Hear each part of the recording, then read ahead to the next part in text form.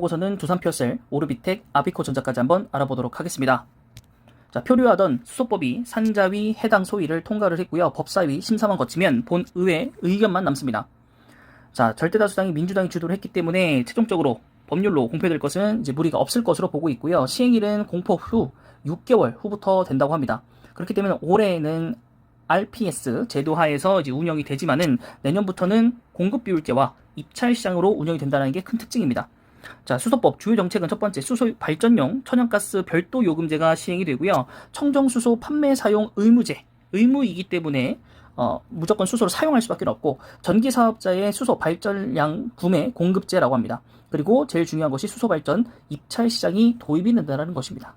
자, 일정 규모의 이상의 전기 사업자들은 발전량의 일부를 수소 발전으로 채워야 한다는 게 아까 이 3번의 내용입니다. 결국에는 전기차를 사용한다고 하더라도, 전기 공급을 한다고 하더라도 수소를 어느 정도는 사용을 해야 된다는 것이죠. 결국에는 수소로 모멘텀이 갈 수밖에 없는 거라고 보시면 되겠습니다.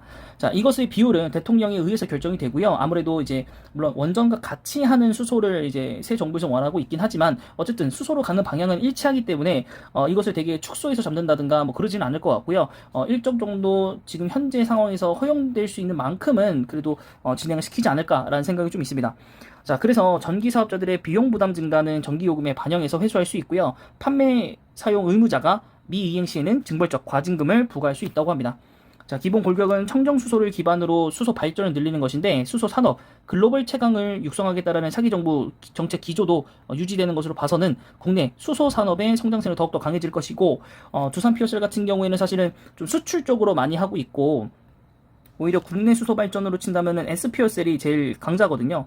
그래서 같은 날 올라갔었을 때 사실 수소주 중에서 이런 수소 연료주 중에서는 두산피어셀이 대장주다 뭐 이렇게 얘기는 하긴 했지만, 사실 국내 수소로 들어오게 되면은 S피어셀이 S에너지에서부터 이제 분리돼서 나온 회사이기 때문에 지금 많은 부분에서도 지금 노력을 하고 있고, 작년 실적에서도 적자가 날 거라고 예상을 했지만 적자가 나지도 않았고, 앞으로 이제 좀 실적만 뒷받침이 된다라면 크게 오를 수 있는 게 SPO셀이라, 지난번 금요일날 주가가 올랐을 때도 SPO셀이 20% 그리고 상한가도 한번 찍었었는데 20%까지 좀 떨어져서 장을 마감했고, 두산피어셀 같은 경우는 7% 정도로 마감을 했었습니다. 그래서 이것으로 봐서는 기대감이 제일 먼저 드러나는 것이 SPO셀이라고 볼 수 있기 때문에 그렇다는 점 한번 비교해 주시고, 주가 하락과 실적 부진은 수소법 지연 때문이었다.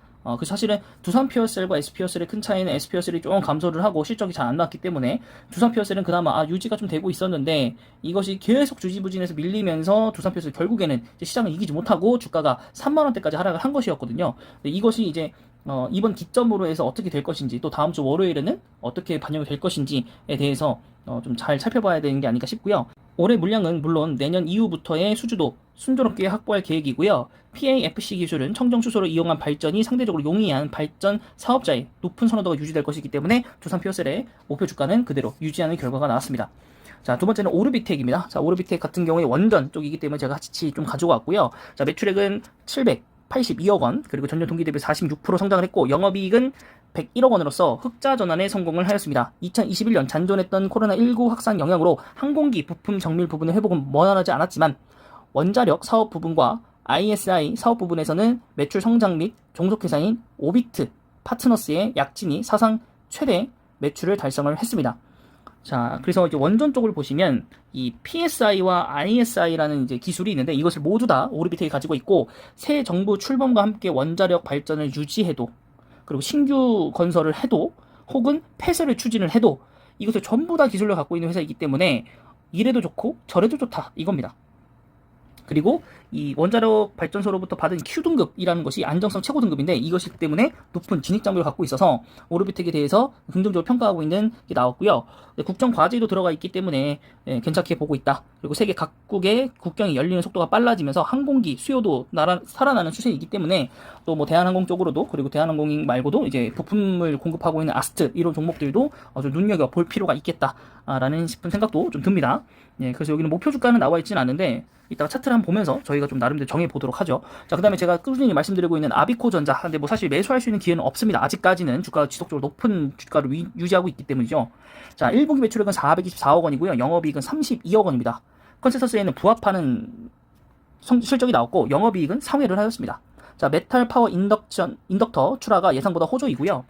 그다음에 SSD향 점유율 상승 추정과 연결 자회사 아비코테크의 첫 분기 흑자 전환, 그리고 MLB 제품 믹스 개선과 패키지 기판 인가공 매출이 본격화되었기 때문이라고 나와 있습니다.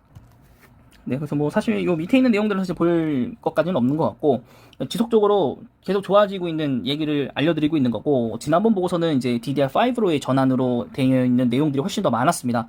여긴 DDR5로 준비를 하고 있고, 이게 DDR4로 갔을 때도 굉장히 수혜를 많이 받았었던 종목이다라고 나와 있었거든요. 그래서 그 부분들 지속적으로 여러분들에게 상기시켜 드리는 겁니다. 언제 어느새 주식 시장에 좀 수급이 불안정하여서 모든 종목이 떨어질 수 있잖아요. 그럴 때 아비코 전자가 만약에 떨어진다고 하면 그때 한번 담아 보시라고 계속적으로 보고서를 갖고 오면서 여러분들에게 설명을 해드리는 상황입니다.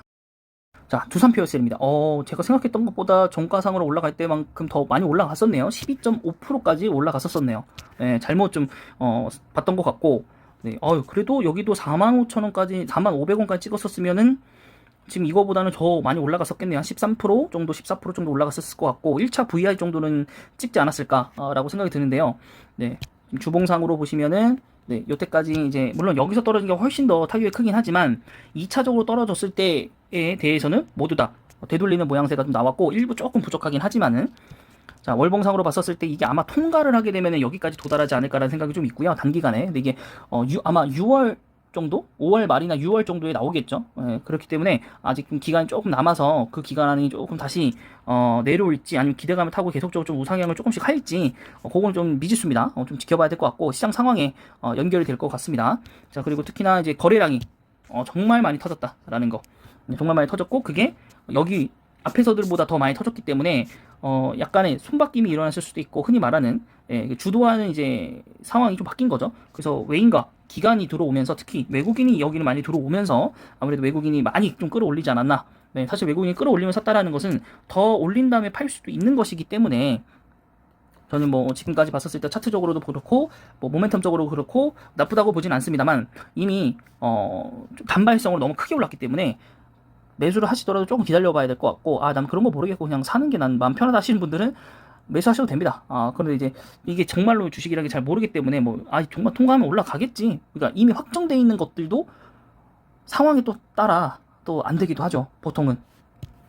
네, 그래서 우리가 SK 그 쉴더스에서도 느꼈듯이 뭐 확정이겠지, 뭐 공모주 되겠지라고 했는데 결국엔 안 됐잖아요. 상황 급격하게 변하면서 정말 한 달 사이에도 수소에 대해서 좀 안 좋은 모멘텀, 뭐 진짜 뭐 수소가 폭발한다든가 뭐 이런 기사만 뜨더라도 이게 철회가 될 수 있는 거기 때문에 그런 부분에서 미리 이미 물려 있거나 그냥 혹은 그냥 가지고 계셨던 분들 중에서는 괜찮겠지만 신규로 매수를 들어오시는 분들은 추천을 드리진 않습니다. 사실 이때까지만 보더라도 굉장히 안 좋았거든요. 더 떨어질 것 같은 기분도 많이 들었고, 네. 어쨌든 그렇다라는 좀 말씀을 좀 드릴 수 있을 것 같고요. 그래도 재무적으로 봤었을 때 우선 이제 작년 봤을 때는 후반기로 가면 갈수록 좀 올랐는데 1분기 지금 실적이 아직 확정이 안 났죠. 27일 수소 부진에 1분기 나와 있는데 한번 볼까요? 적자 전환. 적자 전환이 안 좋죠. 영업 적자 68억 원. 프로젝트 수주 지연. 네, 지금 여기서 완전 깎아먹었기 때문에 네, 그 부분에서 상당 부분 주가가 많이 떨어진 걸 반영하지 않았나. 그리고 그 전부터도 이런 걸 반영했을 텐데 그 이후로 여러 가지 때문에 좀 상승을 좀 했던 것 같고요.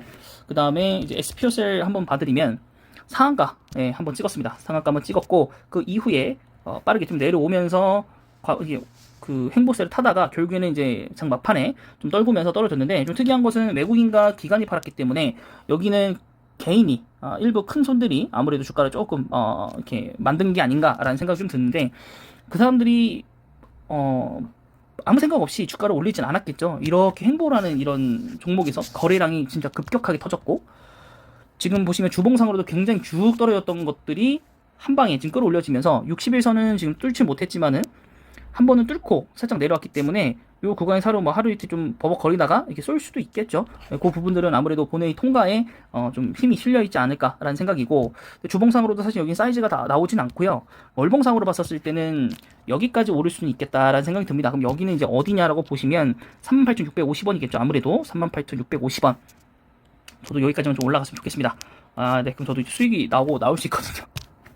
그래서 조금 요즘에 다시 한번 좀 기대를 해보고 있고 정말 지난 연도에 엄청 물렸다가 그죠? 유상증자 전부터 들어갔었기 때문에 이게 언제인지도 기억도 잘 안 납니다. 정말 장기 보유를 하고 있는 것 같은데 네, 이게 수소를만 믿고 이제 달려온 거라 네, 정말 금액도 크게 물을 타면서 계속적으로 좀 기다렸던 상황이라 얼른 좀 수익이 좀 났으면 좋겠습니다. 그래서 요것들에 대해서 좀 빠르게 좀 금액을 이제 좀 줄이면서 비중을 줄이면서 여러 가지 투자하면서 제가 여러분들에게 추천드렸던 종목들도 제가 실제로 투자를 들어가면서 상황도 같이 한번 보고 이렇게 좀 유튜브 유지를 하면 여러분들에게 조금 도움이 되지 않을까 싶고, 네, 그래도 정말 종목만 잘 공부해서 고르면 나쁘진 않겠다라는 생각이 좀 듭니다. 물론 이러다가 떨어질 수도 있겠죠.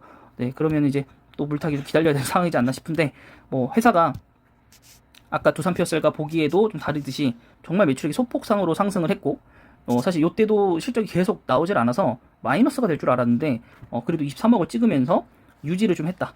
그 단기 수익을 오히려 더 끌어올렸었고, 작년에 매출액 상승하고 있고, 올해는 이게 많이 상승할 것 같다. 단기 수익은 아니지만은 매출액적으로 이런 것들, 그리고 지금 개발하고 있는 것들이 있기 때문에 그런 부분에서 좀 잘 측정이 됐으면 좋겠고, PR이 다소 좀 높다. 81배. 그래서 그거 제외하고는 뭐 그런 건 없지만 어쨌든 성장주기 때문에, 그리고 전 세계적으로 밀고 있는 수소 관련주기 때문에, 그것도 국내에서는 제일 1등 가는 거기 때문에 전 괜찮다고 봅니다. 물론 정말로 약한 종목이긴 한데 시가총액이 1966억 정도밖에 안 되는데, 제가 사실 비중을 좀 계좌 내에서 제가 한도 내에 할 수 있는 것 중에 좀 많이 태워버려서, 물론 유상증자나 이제 추가적으로 물 타는 것 때문에 어쩔 수는 없었지만은, 네, 금액이 뭐 많은 것만 제외한다면 사실은 뭐 투자해도 나쁘지는 않았었던 종목이지 않나 싶어요. 물론 상황 시장상 이렇게 떨어진 거는 좀 아쉽죠. 두산필세도 근데 그거 마찬가지이기 때문에, 네, 어쨌든 그렇고, 그 다음에 이제 오르비텍을 한번 볼까요? 오르비텍. 자, 오르비텍부터 보시면 항공 쪽이랑 같이 하고 있는데 거래량 좀 많이 터지고 있는 회사 중에 하나인 것 같고, 거래량 어느 정도 계속 돌고 있다.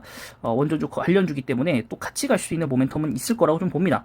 최근의 흐름은 뭐 상승을 하기도 애매한 지금 흐름이지 않나, 유지하는 흐름이긴 한데 언제 어느 때 떨어질 수도 나쁘진 않을 거, 어색하지 않다. 그래서 우선은 수혜주라고 보고는 있어요. 그래서 저는 이 정도도 좀 잘 봐야 된다라고 생각을 좀 합니다. 일단 소형 종목 치고는 거래량이 잘 나오고 있는 편인 것 같고, 또 지금 주가상으로 굉장히 아슬아슬한 국면을 타고 있기 때문에 저런 7,000원 이하면 매수를 해봐도 괜찮지 않을까라는 지금 가격대인 것 같긴 하고요. 7,000원이라고 해봐야 지금 여기 저점인 것 같거든요. 그렇기 때문에 저는 뭐 크게 나쁜 편은 아니라고 봅니다. 네, 그래서 저가는 7,100원까지 찍은 적도 있었고 그날. 네, 그래서 저는 네, 이게 7,000원 밑에면 사도 되겠다라는 생각이 좀 듭니다. 네, 그래서 이런 것도 있었고, 윤석열 이제 관련주라고 하면 이제 진이 날 수도 있죠.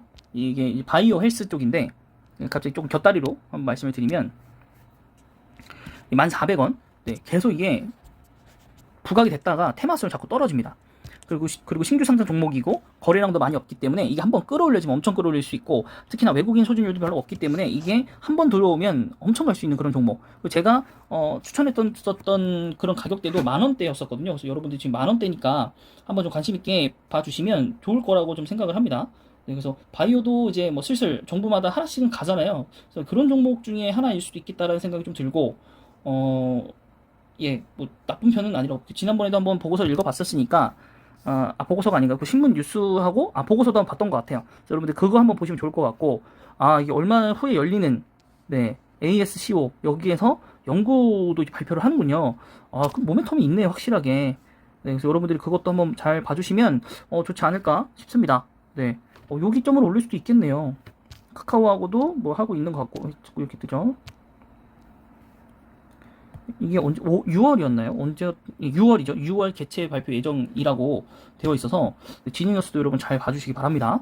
네. 그 다음 마지막 기업으로 아비코전자 보도록 하겠습니다. 자, 아비코전자 일봉이고요. 주봉이고 월봉입니다. 네, 절대 매수할 수 없는 현재 상황입니다.